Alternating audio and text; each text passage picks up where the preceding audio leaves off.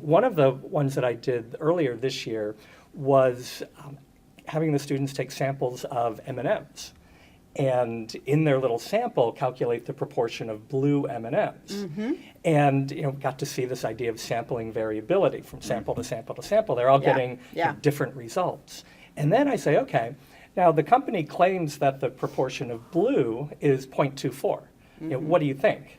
And the students this year really got into a heated debate over maybe we got a weird sample versus maybe the company's not telling the truth. And that's the inferential thinking that I think is so important to have. Right. And it's really good that our students care about a company making appropriate claims. Do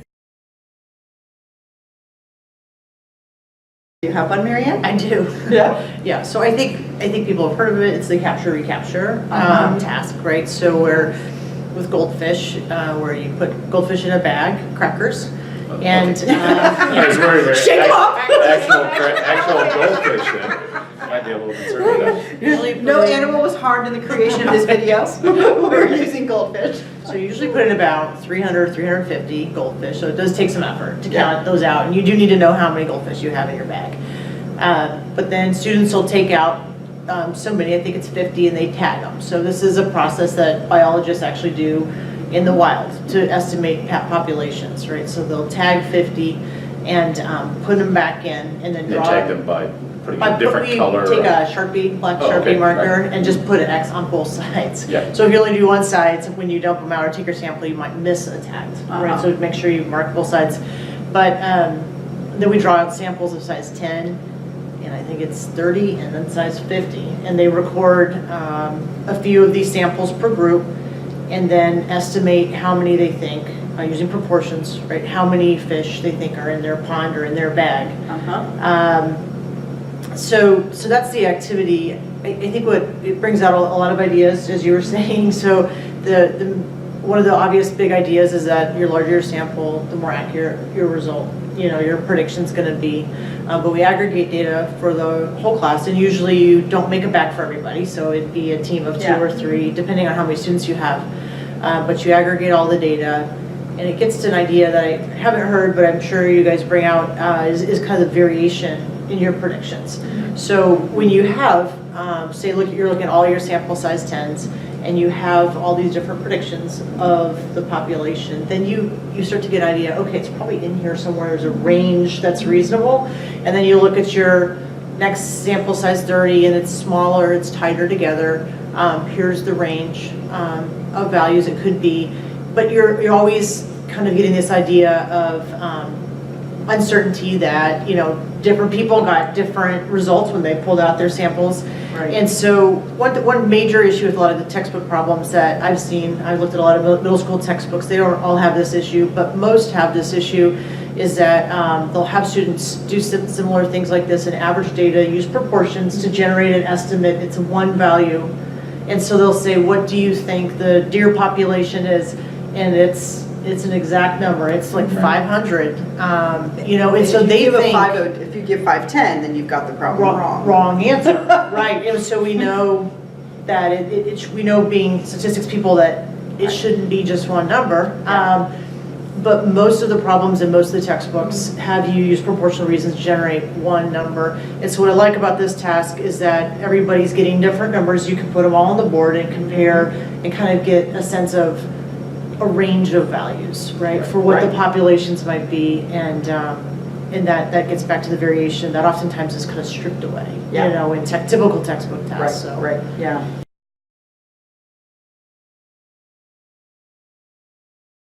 Yeah, so my current favorite task is called Smelling Parkinsons disease. Okay. And it's based on a news story I saw about a year ago by, actually I think I saw it first on the BBC.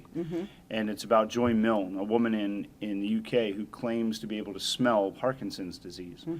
And so they designed an investigation, or rather a task for her, to investigate whether or not she really could smell Parkinson's.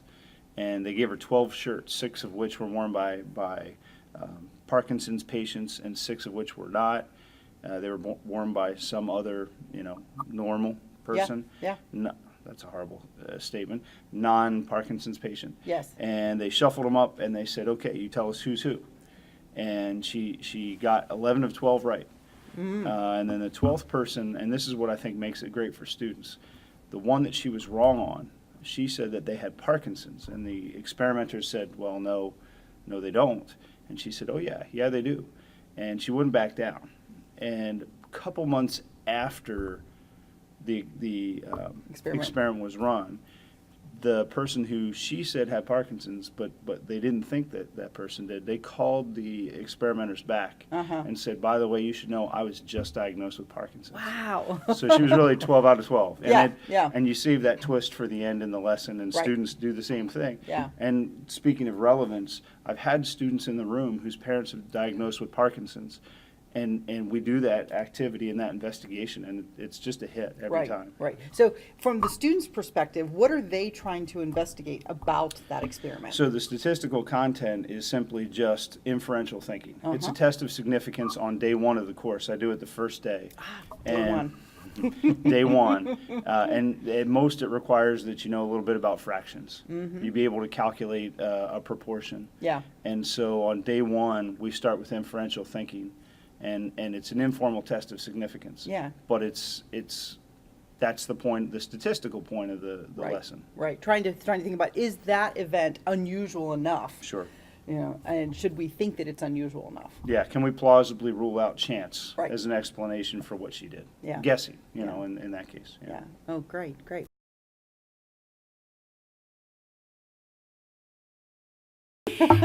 A case of possible discrimination. Okay.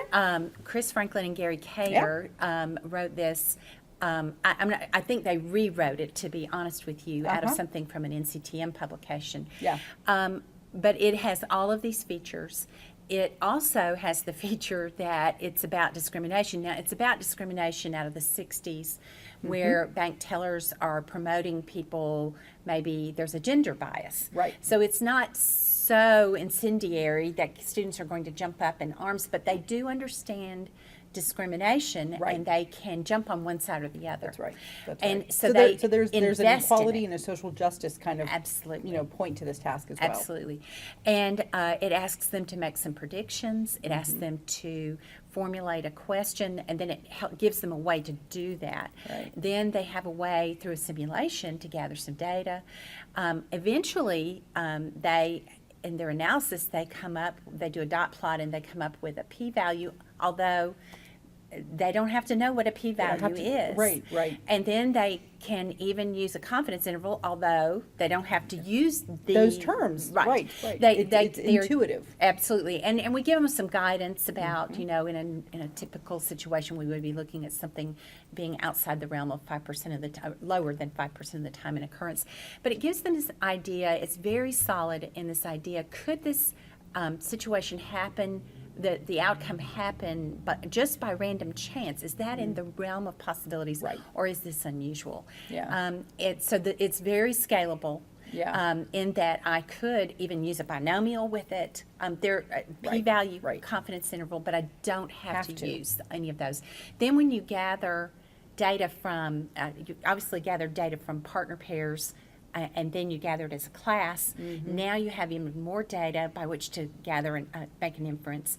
And then you gather classes of data. Right. And Chris, bless her heart, has been gathering years of classes of data. And it's remarkable how close that is when you use the binomial to figure out the real p-value. Right, And right. and then students are asked to draw a conclusion. So they've been asked to buy in. They've been asked to make a prediction. They now are using a scientific method Yeah. to study, and then they're going to come back to their conclusion and view that against their prediction. Yeah. And hopefully be more aware statistically as a citizen of how they might use this process in other ways. Yeah.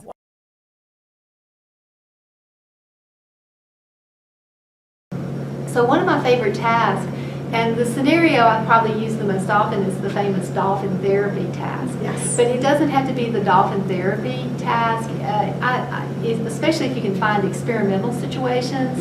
And this fits up nicely with the Common Core standard at the high school level about comparing two treatments. Right. And so this task works really well. But if we talk about the dolphin therapy task, you've got two treatment groups, those that swim with the dolphins and those that don't. And you're looking at, does it improve their depression? Right. And so you've got these two categorical variables. So what I initially do with the task is talk about how would we try to look to see if there is an association or if there's a difference in the two treatment groups descriptively, which is at middle school. This is 8th grade, middle school, and this is where you're getting into conditional proportions and marginal proportions, and the idea of, do you have independence? So you're kind of leaving 8th grade, and you notice that the two conditionals are not the same. You talk about the relationship of the conditionals to the marginal, if there is independence versus no independence. But then once you get to the high school level, you're at that question, well, is this difference meaningful? Right. How do we really make an inference, and how do we decide if it's statistically significant? And this is where you take on the simulation. Now, if you were in an introductory SAT course and you were doing the traditional inference, you'd think about using chi-square test or maybe Fisher's exact test and going and doing that. But we're not there. We're going to do this with simulation. So we've got to think about, how do we simulate this? How do we model this? Right. And I have found that that's a really powerful task for the students to discuss among themselves, to try to reason. How would we model this situation? And how do we model the randomization? How do we model the random assignment? What tool do I have available to me that can help me model this? Right. And typically what we end up using is a deck of cards, playing cards. And they think about how to set up the simulation and then actually carry out the simulation and think about, well, what's my statistic here? What is it that I want to really look at? And then, of course, they end up creating a sampling distribution, a simulated sampling distribution, and they get to that inferential piece. So I think the whole idea of helping teachers and students both understand how to set up these simulations, these models that they're using, they don't need to know anything formally about probability distributions, and just powerful concepts that you have here. Yeah. What's your null? What's your alternative? The idea of simulating p-values and conceptually understanding how to use them, how to interpret them. Right, right. So a couple notes on that. So I have used the Dolphin therapy task in my work with teachers, and I've not done the beginning piece that you were talking about. We've kind of gone into, all right, here's the situation, and then how would we model this through a simulation? And I think one of the first stumbling blocks that I often see is in thinking about doing a re-random assignment to which treatment group you're in, and having to make sure that the condition that someone's going to improve their depression no matter what group exactly they're right. in. And that's like I think that's the first stumbling block that I see the teachers that I've worked with come to in that task of, well, what do you mean? Like they're going to improve no matter what. I'm like, that's one of the assumptions in kind of building up the simulations, that you're going to assume it doesn't matter which group you got assigned to. That This is how many people are going to improve. Right, this is how many people are going to improve, and so your improvement level stays the same, but which group you're in might change, and so I think that, but at the other end, when we get to looking at that sampling distribution and the empirical p-value, I have so many teachers that are like, oh, that's what that means. That's what